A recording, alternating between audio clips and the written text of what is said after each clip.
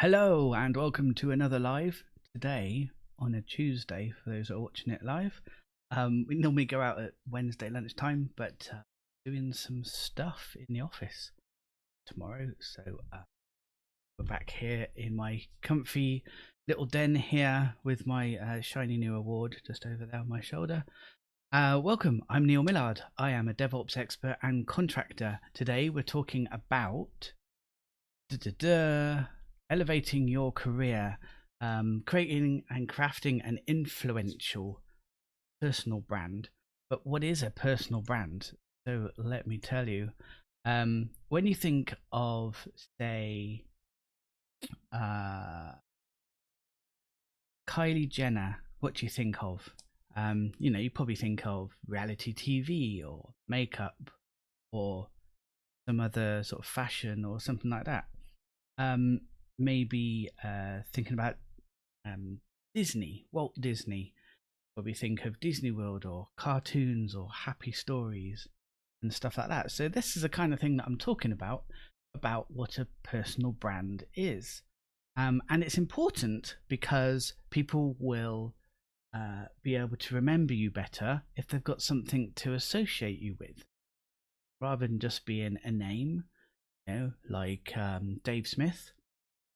You can be better known, like Elon Musk is a very well-known name and has a brand attached to it for risk-taking and wanting to leave the planet and various things like that. So let's get into what we need to know. Defining your unique value proposition. What does this mean? It means your strengths, your passions, your aspirations. It's what is driving you as a person and what you want to present to the world as your message, if you like. What are you passionate about and what do you aspire to be can help you derive what your message is going to be. And you want to do it in such a way that you can have a brand narrative.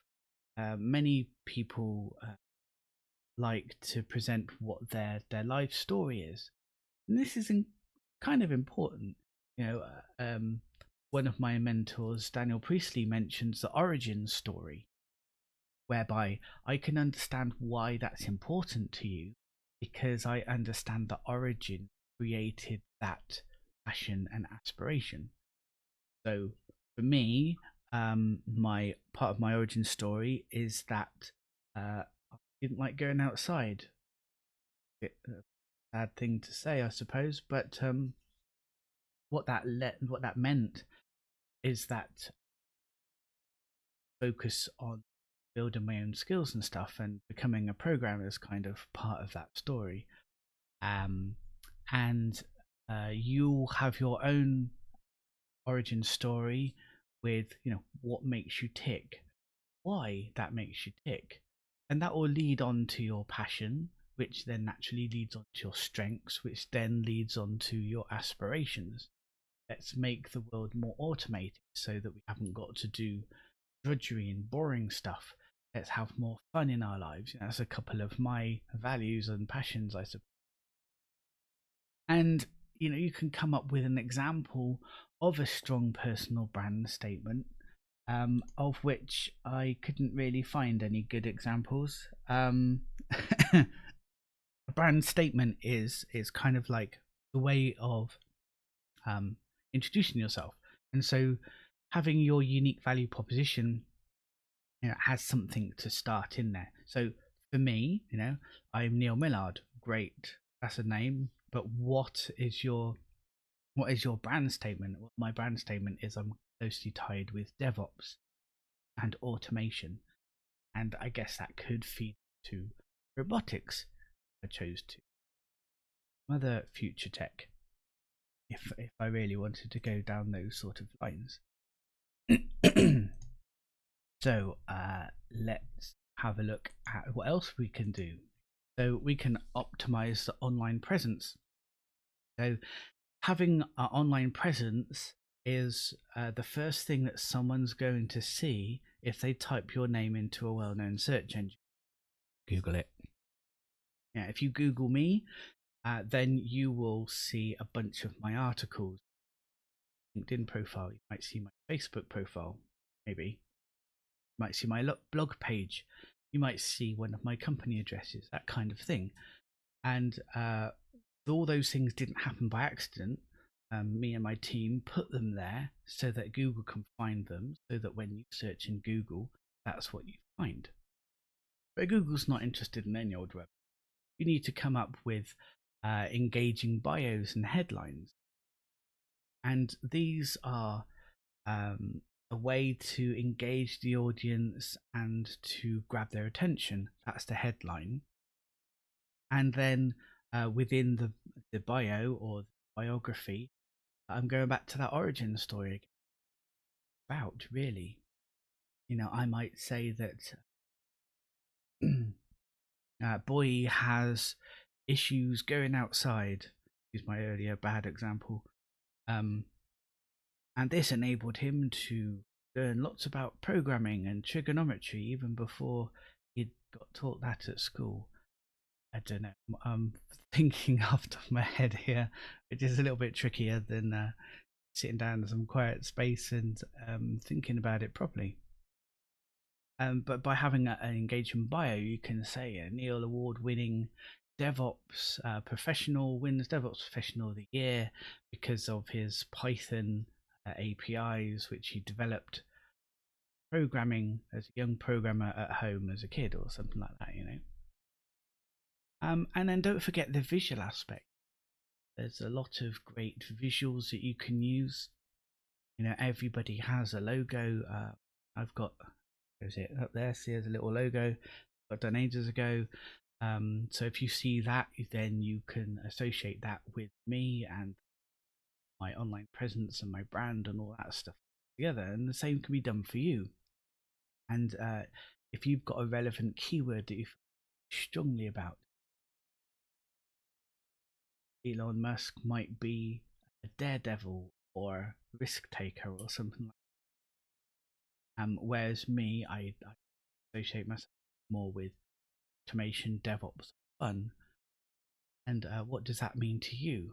And then tying those visuals and that keyword in together. And then once we've got this online presence, what does that actually look like? Well, you can have some content for people to read and look at. Look out for the visuals to draw them in, a bit like a headline, thumbnails on YouTube, if you can imagine that. And then those articles and the content behind it. So right now I'm producing a piece of content for you guys to enjoy so that you can have a better online presence. And the type of things can be live sessions like this, videos, so this will be on YouTube later where you can get it again. Articles, I've got a blog where I write articles. There are other outlets for articles like Medium perhaps, maybe even approaching a local newspaper if offline is more of a focus for your particular brand. And then one of the newer kids on the block is podcasts, something that I've not delved in with, but if there's somebody out there who wants to help me with that, let's connect. And once you've done something on one platform, you can repurpose it for the other platforms. I mentioned this is a live, and this will be repurposed in a YouTube video. It might even then be transcribed and then written up in a blog post. And you use the same content in many, many different ways. And these contents is to establish you as an author. I mean, crikey, why not go the whole hog as an author and over there write a book as well? A published author really helps stamp your expertise on a specific subject. So why are you developing these to look at? Well, it's to develop a community. It's to develop an engaged network of like-minded individuals that are interested in the same stuff that you're interested in. And so then you can engage with the audience. I like to engage with you, understand what problems I can help you with. And hopefully we can share a comment and discuss on how we can fix these problems. And as well as that, sharing helps spread the word even further. And again, it comes back to the first point where if you've got a statement, people know what you stand for. And then if they find your content because they search for you on the search engine, they can get a taster of what you stand for because of the content you're putting. And you're reusing that content across the platform. And ultimately, those connections might lead to somebody with more influence. Somebody told me the other day that the influencers that you might follow on Instagram or Twitter or YouTube, occasionally they work together as a team. And when they work together as a team, they get even stronger results. So by working as a team, we can always do better. How to improve your authority even further. Once you've got the content, you're findable, you're discoverable, you're interacting with your followers, that term. Then as leveraging social proof. So people that have worked with you might want to say nice things about you. Some people you've worked with might want to say not so nice things about you, but both are valid as a point of view. So you want to showcase those endorsements, testimonials, and accolades. And maybe we also want to show the other side, because I don't want to be friends. Yeah, bringing back to Elon Musk again.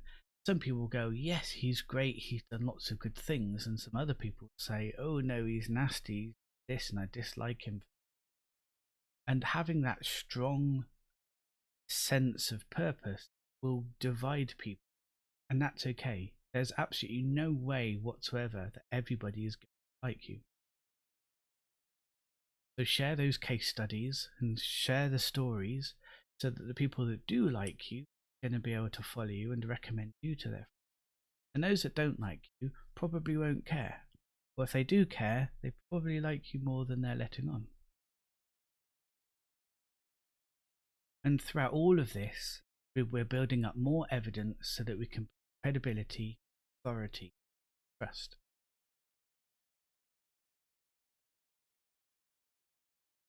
Now lastly, I'm going to touch on consistency and authenticity. We want to keep a sort of semitone, that's not the right word, cohesive tone in the messages. Now if you've got a strong sense of your personal branding, then you can describe and publish imagery and story content that are all in line with that personal brand, which reinforces the personal brand and also keeps everything on track. And of course, you must be genuine in your interactions and content. Heck, if you don't enjoy doing it, why are you bothering? Go do something you do enjoy. And so then, if you are doing something you enjoy, then it's easy to be authentic. And that authenticity will then show through your content and the interactions of the people that are reading or watching that content. And because you're aligning with your personal brand and values, it should all come together in a cohesive package. So that's all I've got for you today, but would you like me to be your mentor? If you would, then I'd be delighted to help you get on into the IT contracting space in the UK. I feel I can add a lot of value to you, and if that's something you're interested in, we've got a quiz that you can mosey on to. The link will be down below to take that quiz, and it will show where the gaps and highlight some areas where we can work together. And as always, if you've got any questions, put them in the comments below and we'll get back to you as soon as we can. And until next time, have fun. See you later.